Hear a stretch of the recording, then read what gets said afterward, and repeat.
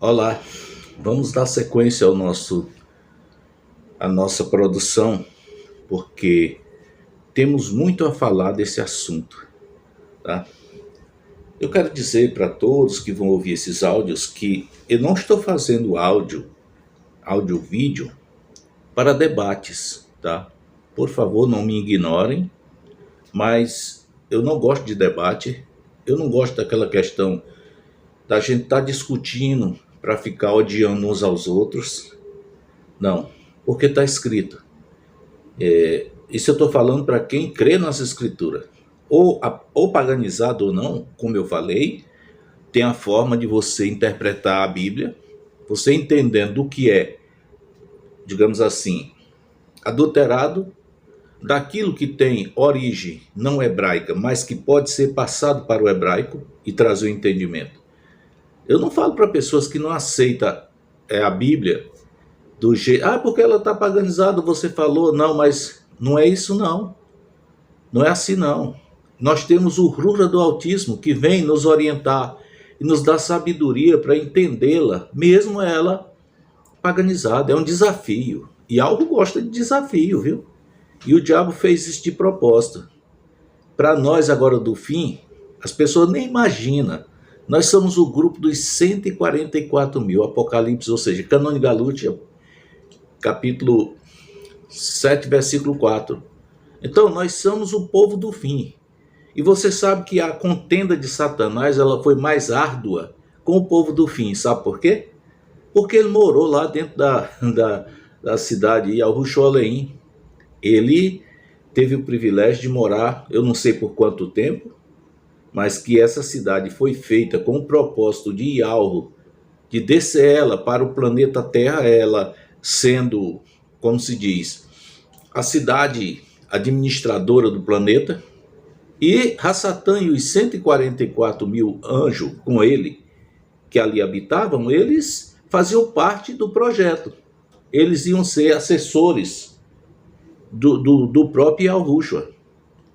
A guerra começou quando ele soube que ele não era o regente, ele não era ele que ia comandar tudo. Então Yahushua deu muita capacidade àquele anjo, encheu ele de poderes, que chegou ao ponto dele questionar com o próprio Yahushua. Pois é, sabendo ele que nós, homens, fomos feitos do pó da terra, aí ele aproveitou, porque eu não sei qual é a origem do material que Yahuwah fez os querubins, tá? O nome deles são querubins, não é anjo não. Anjo foi quando caíram que viraram de demônios, aí são anjos.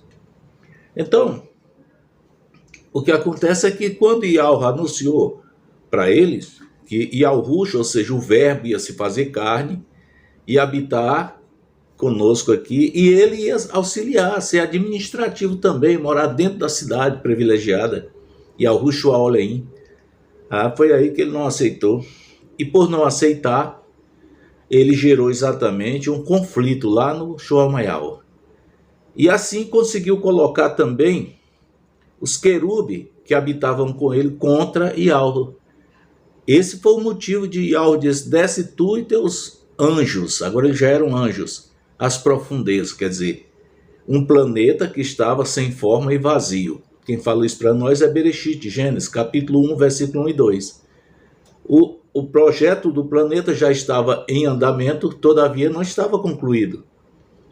E Yahuwah agora teve a necessidade de ter um local para colocar eles, porque uma decisão precisava ser tomada. E essa decisão, ela custava exatamente uma forma de todo o universo observar Yahuwah, seu caráter, sua bondade. Ele é o Raviul, aquilo que eles chamam de amor. E ele não poderia provar o contrário, porque se ele agora não tivesse paciência com aqueles anjos caídos, que apenas por uma discussão exterminassem ele, aí a coisa ia pegar, todo o universo ia ficar amedrontado com Yahuwah. Que apesar de Satanás não ter conseguido essa proeza que ele tentou fazer com Yahuwah, mas mesmo assim o povo ainda faz com que Yahuwah seja culpado de todas as coisas. Não no nome de Yahuwah, mas tudo que as pessoas vão fazer que não dá certo, que de certa forma eles não são bem-aventurados, eles culpam o Deus, né? Tu foi mexer com Deus, olha aí, de Deus não se zomba. Você lembra do Titanic? Pois é. O Titanic, o cara que, o engenheiro que fez ele, chegou a falar, isso aqui nem Deus destrói. Bom, Yahweh não, porque Yahweh não vai triscar nessas coisas não, do homem não. Mas Ra-Satã, que é o Deus mesmo desse século, meu amigo, foi para cima. Ele não aceita desafio não, ele é cruel. Então, você já sabe que o propósito de Satanás contra nós, os 144 mil citados em Apocalipse 7,4, é porque nós fomos agora escolhidos, é desse último período, veja bem. E Yahweh dividiu o calendário em 3 etapas de 2.333 tardes e manhãs. E é muito importante isso, tá? As pessoas não sabem disso, as pessoas nem imaginam que nós temos um calendário medido pelos astros. Esse calendário é lua, ou seja, é sol como o grande luzeiro, porque esse nome sol é pagão. A lua é o luzeiro menor. O planeta Terra foi organizado e colocado entre os dois, tudo isso por nossa causa. Porque quando o homem caiu lá no Éden, o Éden tinha que ficar desocupado, porque o homem não podia ficar lá e comer da árvore da vida, porque ele já tinha comido da árvore da morte, e se ele comesse da árvore da vida, perpetuava ele para todo sempre. E assim Satanás teria um mundo para ele. Já pensou? Pois é, porque a árvore da vida e a da morte que Yahweh colocou lá no Éden, ela seria a mesma árvore que estaria colocada no planeta Terra. Pois os dois têm uma conjunção, estão numa órbita, tá, aproximadas.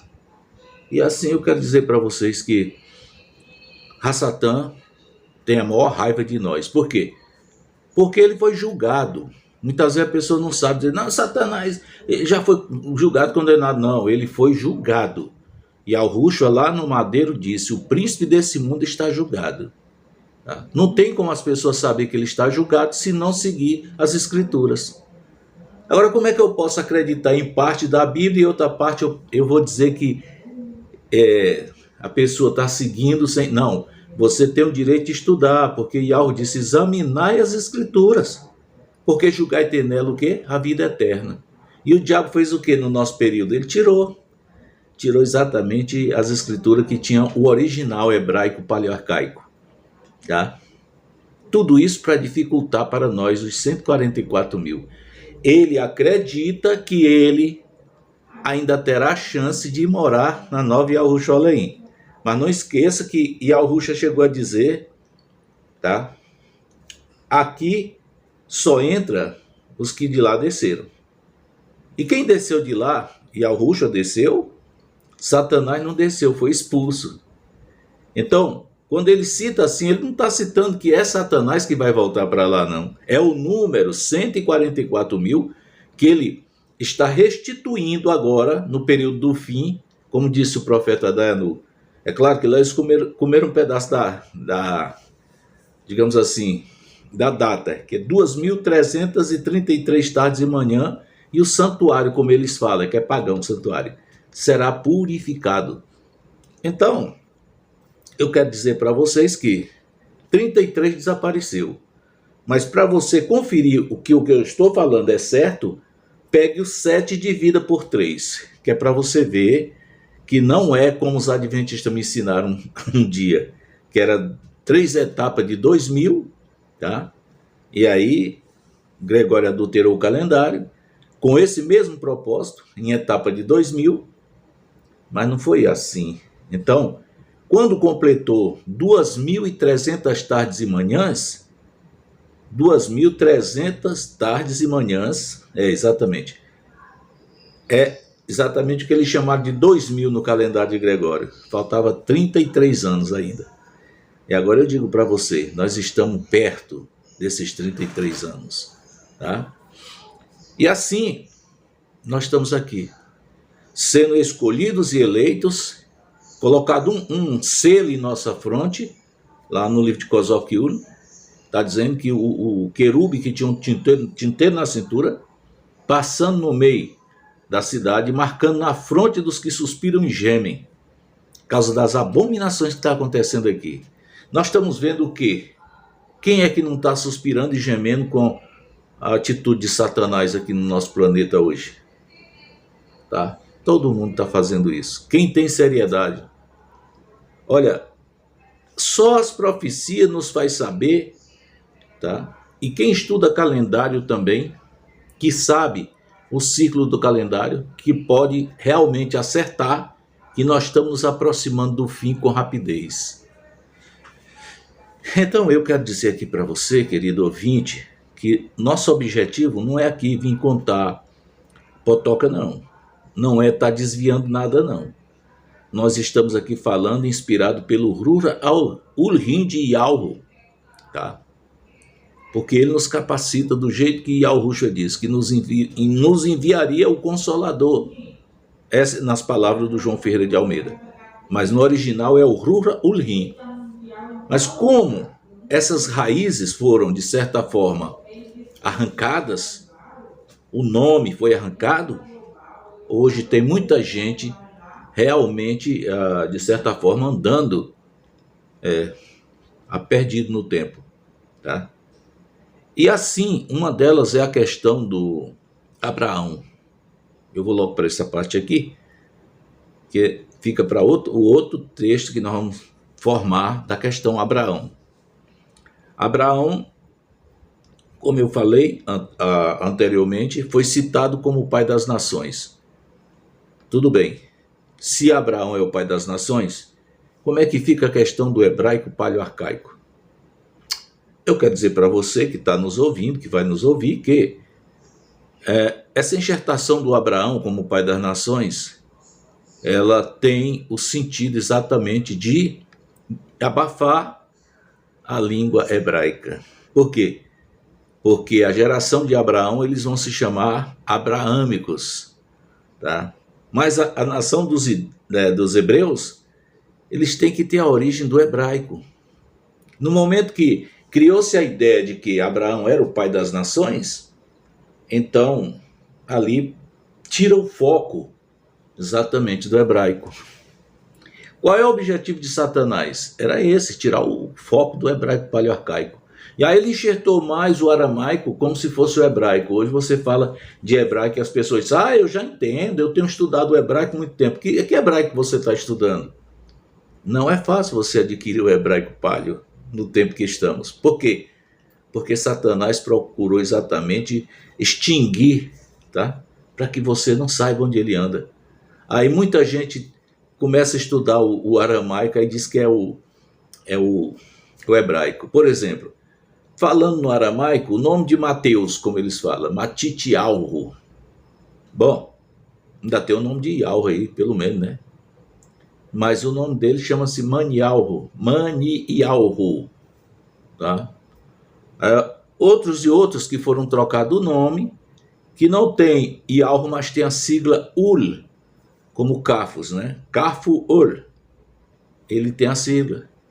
Isso foi tirado e colocado nos profetas uma sigla de El, tá?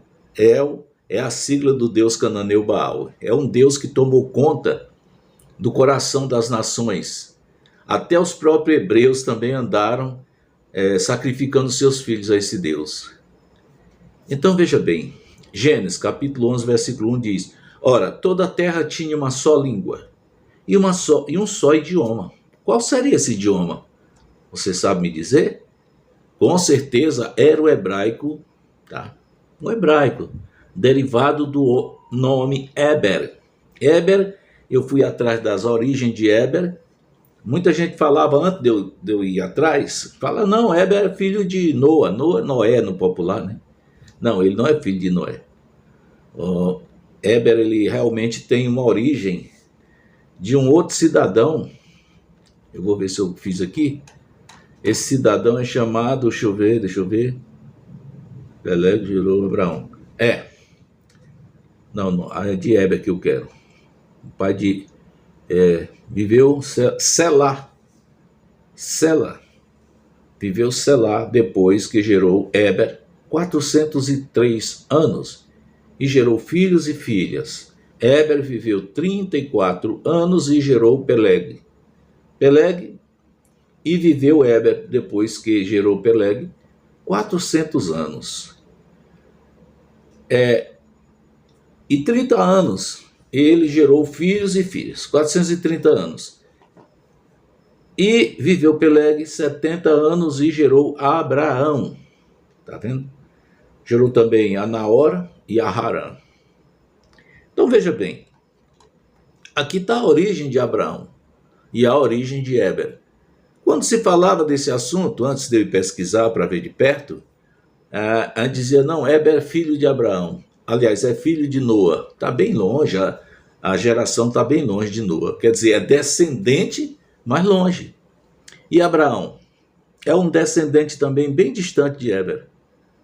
Aí diz, ele é o pai das nações. É claro que de Abraão foi gerado as tribos, as 12 tribos. É aqui que entra a nossa curiosidade. E eu vou continuar porque já está longo esse áudio aqui, tá? Na próxima a gente continua o assunto.